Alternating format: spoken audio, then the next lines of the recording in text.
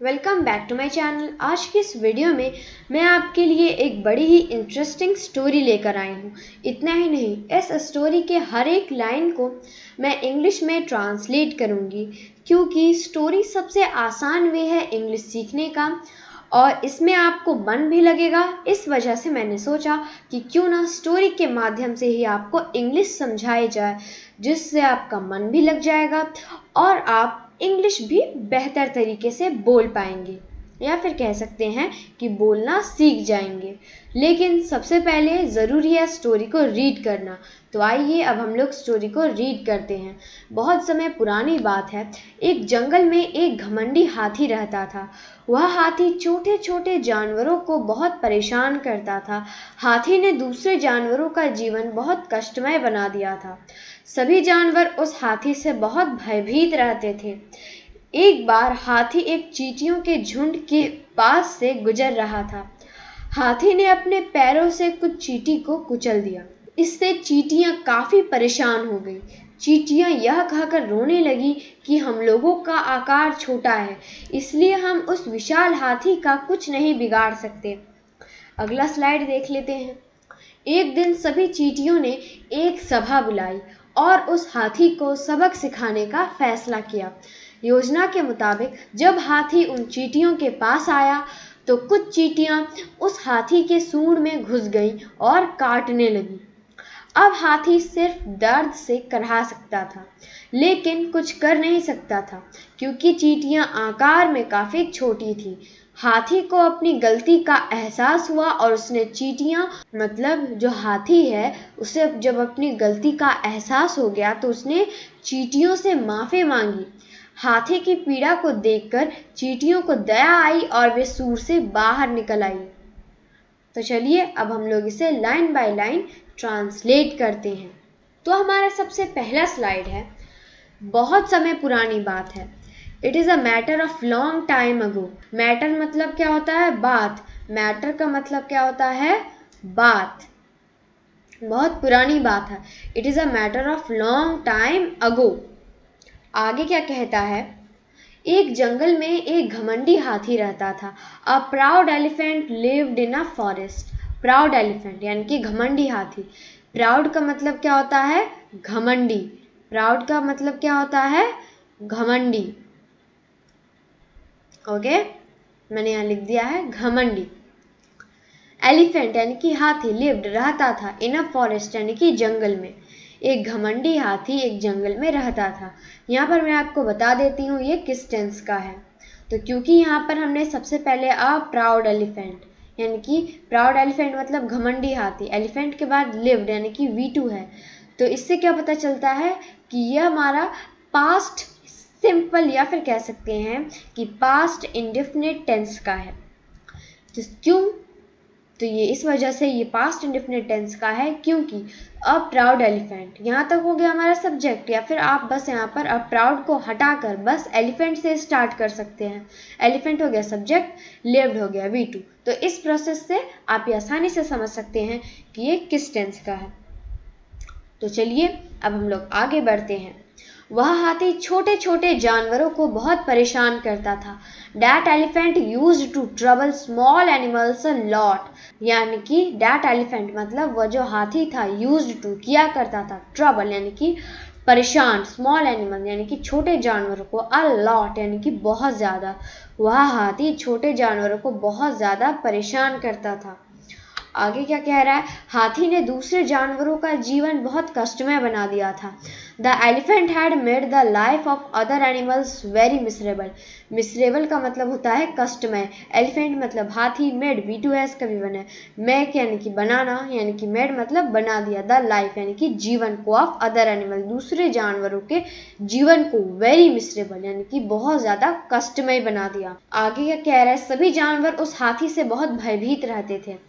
All the animals were very afraid of that animal. All the animals सभी जानवर were थे very afraid बहुत डरे हुए of that elephant उस हाथी से। सभी जानवर उस हाथी से बहुत ज़्यादा डरे हुए थे। very afraid यानी कि बहुत ज़्यादा डरे हुए थे। आगे क्या कह रहा है, एक बार हाथी एक चींटियों के झुंड के पास से गुजर रहा था।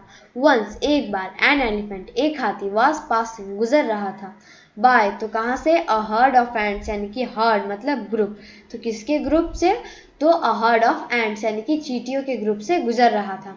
Was passing, passing V four S का भी होने पास यानी कि गुजरना, यानी कि गुजर रहा था, तो कहाँ से, चींटियों के झुंड से होकर वो गुजर रहा था। हाथी ने अपने पैरों से कुछ चींटियों को कुचल दिया। The elephant crushed some ants with its feet. Crushed मतलब कुचल दिया, क्रश का मतलब होता है कुचलना, क्रश्ड का मतलब क्या हुआ, कुचल दिया। सम एंट्स कुछ चींटियों को, विथ इट्स फीट अपने पैरों से। तो ये ऐसा किसने किया, तो ऐसा एलिफेंट यानी कि हाथी ने किया। इससे चींटियां काफी परेशान हो गई। This made the ants very upset, यानी कि यह जो बात है इस वजह से जो चींटियां हैं बहुत ज्यादा दुखी हो गई, इसने उन्हें परेशान बना दिया। उन्हें ऐसा महसूस होने लगा कि अब पता नहीं उनके साथ क्या होगा। आगे क्या कहता है, चींटियां यह कहकर रोने लगी कि हम लोगों का आकार छोटा है, इसलिए हम उस विशाल हाथी का कुछ नहीं बिगाड़ सकते। The ants started crying, saying that we all small in size, so we can not harm that huge elephant. Huge का मतलब होता है विशाल या फिर बड़ा, आप कुछ भी कह सकते हैं जो आपकी मर्जी हो। ह्यूज का मतलब क्या होता है, विशाल या फिर बड़ा। द एंड्स स्टार्टेड, चींटियों ने शुरू कर दिया, क्राइंग रोना, सेइंग डैट यह कहकर, वी आर हम हैं, स्मॉल छोटी, इन साइज यानी कि जो साइज है या फिर कह सकते हैं हमारी जो लंबाई है या फिर हमारी जो उम्र है उसमें हम छोटे हैं। सो इसलिए वी कैन नॉट हार्म, हम लोग नुकसान नहीं पहुंचा सकते, डैट ह्यूज एलिफेंट उस विशाल हाथी को। आगे क्या होता है, वन डे एक दिन, ऑल दैट सभी चींटियां, कॉल्ड अ मीटिंग एक मीटिंग बुलाई या फिर कह सकते हैं सभी की सभी जो चींटियां हैं उन्होंने एक सभा बुलाई, उस हाथी को सबक सिखाने का फैसला किया।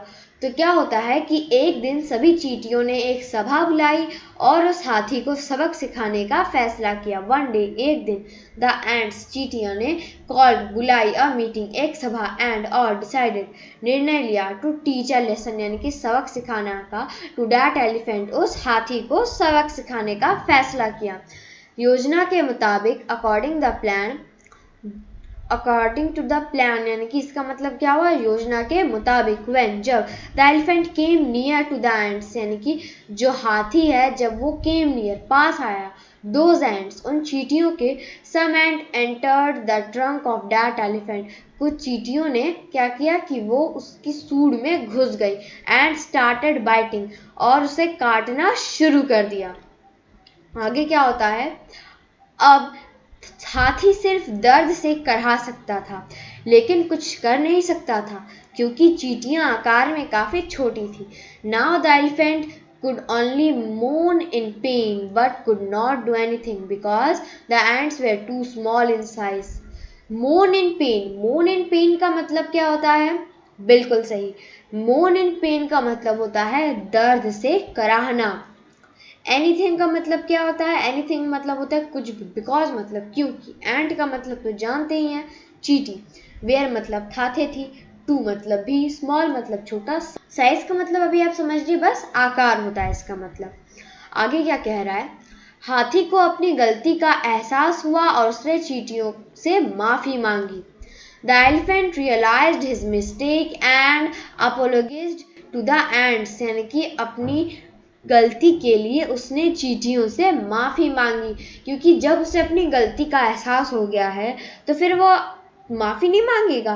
अगर आपको कभी भी किसी भी गलती का एहसास हो जाता है तो आप तो माफी मांगते हो कि नहीं, आप तो जरूर मांगते होगे, क्योंकि अगर किसी भी गलती से मतलब कोई भी काम अगर आपसे गलती से हो जाए तो उसे छिपाने के बजाय अगर आप उस गलती को बता देंगे अपने से बड़े को तो वो आप पे गुस्सा नहीं करेंगे, उल्टा वो आपसे खुश होंगे कि कम से कम आपने सच तो कहा। तो आगे देखते हैं कि क्या होता है।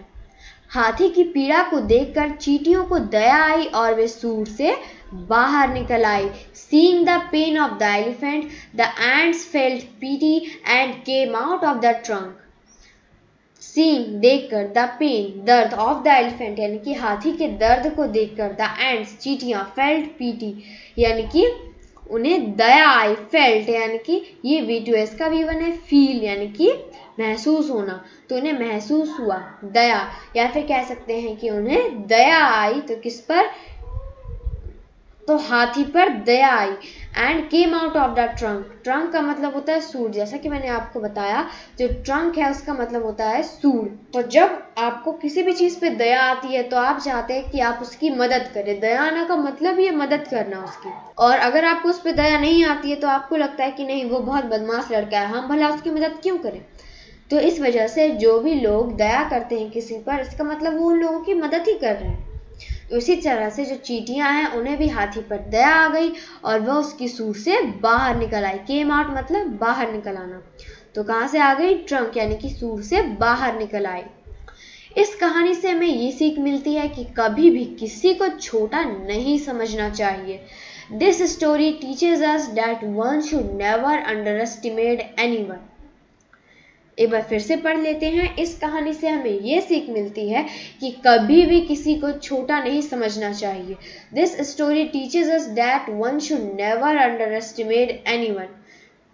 If you think this video is informative to you, so you can like my video, and to get more such videos, you can subscribe my channel. Thank you very much.